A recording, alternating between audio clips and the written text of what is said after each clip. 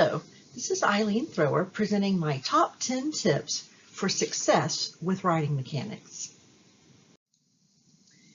Here are my top 10 tips, and I'm going to address each of these items individually, but you can read more about them in your APA publication manual on the pages provided here.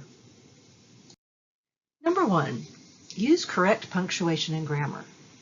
On the surface, this may seem like an obvious statement, but it can be very challenging. I encourage you to use a program like Grammarly Premium, which is available to you as a student at Frontier at no charge. Editing software such as Grammarly isn't 100% accurate, but it catches most mistakes, so please take advantage of this great opportunity.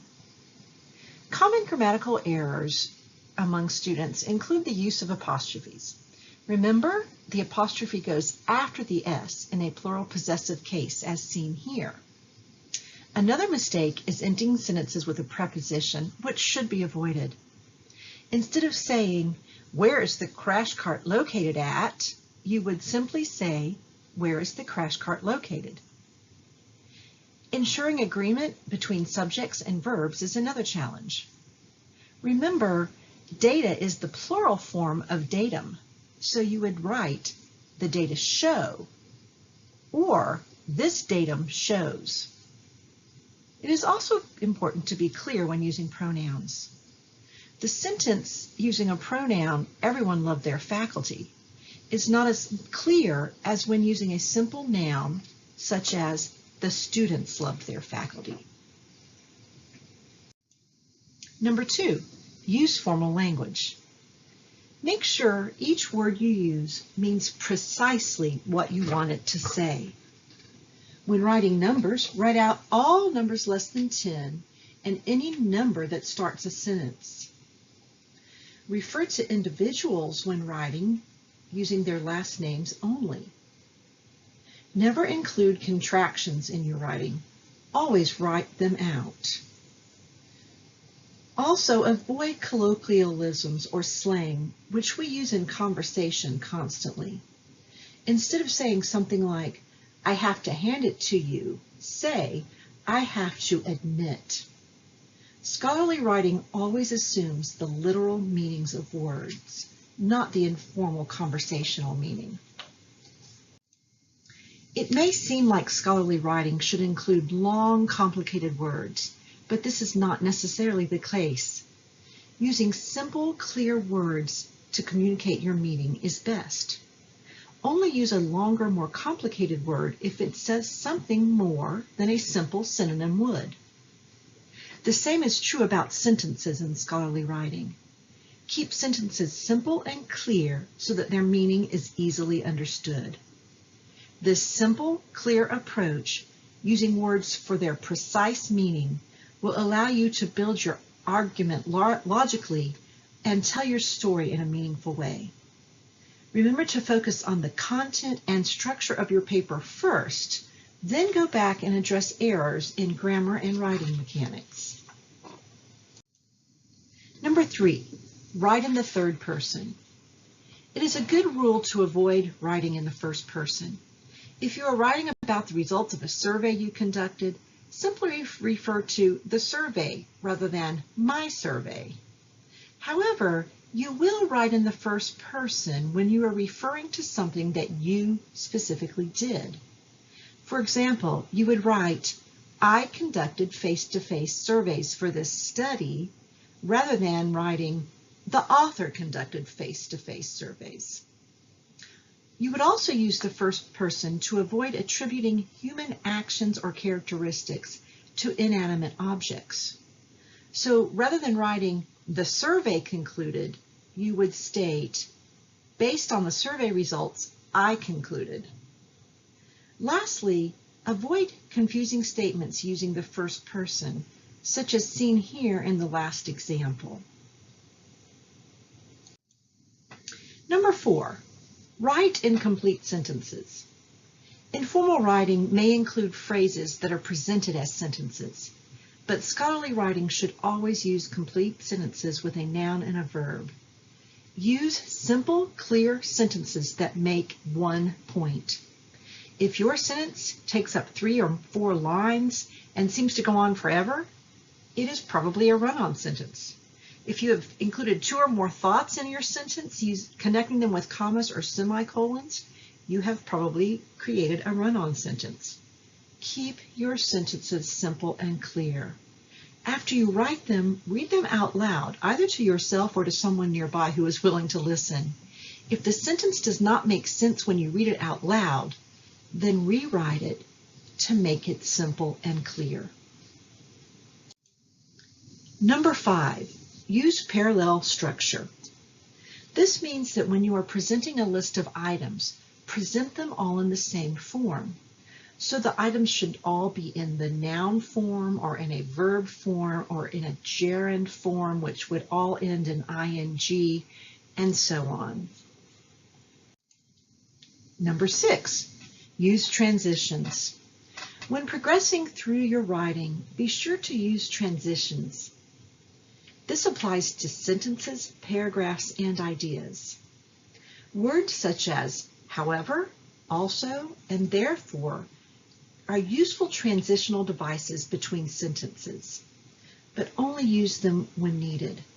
Overusing transition words can be as problematic as underusing them. Transition sentences are important when moving from one paragraph to the next in order to connect ideas. Number 7, use higher level language and variation. I've already discussed avoiding long, flowery words, but you do want to use formal words which state clearly and succinctly what you mean.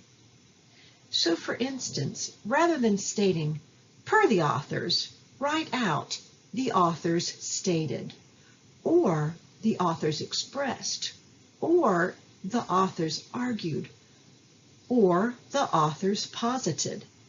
If your paper uses similar phrases repeatedly, vary the words that you are using to avoid repetition. Number 8, be clear.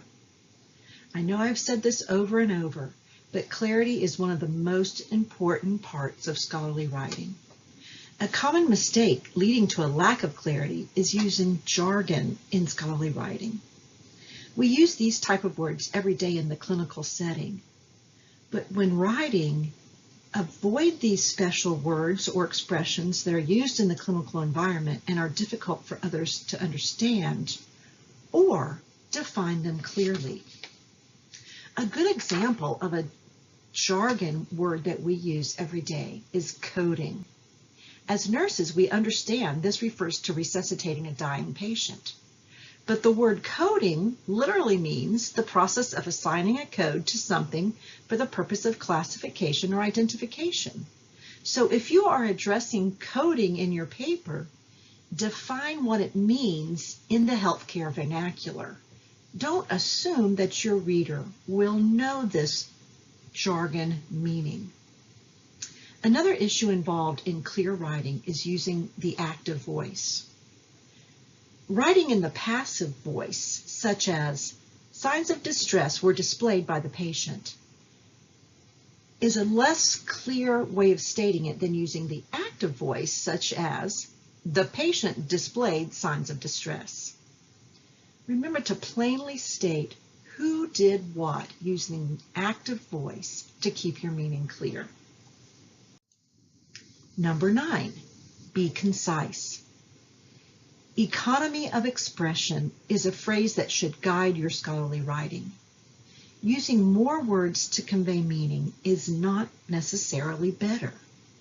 For example, rather than stating in order to, just use to, or use most rather than saying the majority of. Using the fewest words to state your meaning clearly and succinctly is best. Scholarly writing does not mean using more words just because you can. Every word you include in your writing should be there because it precisely portrays what you mean. Number 10, be credible. Credibility is achieved largely by citing existing literature to support your argument or tell your story. However, remember, credit must be given to your sources in order for your argument to be credible. It is almost always preferable to reword references rather than using direct quotes. Direct quotations should be reserved for providing context or when rewording the quote would be less meaningful. Always write about published literature in the past tense. The research you are discussing took place in the past, and conclusions were made from that research in the past. Also, when you write about any projects, surveys, or studies that you conducted in the past, should be written in the past tense. When you are writing about survey results, or project results, or study results, these results were concluded in the past, and your writing should reflect this.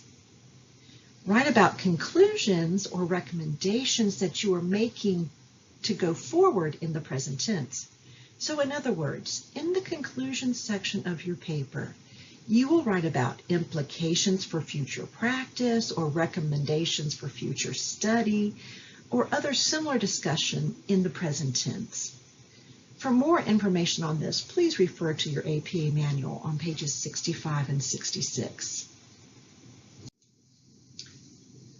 The link provided on this slide offers a resource for more information on scholarly writing and mechanics.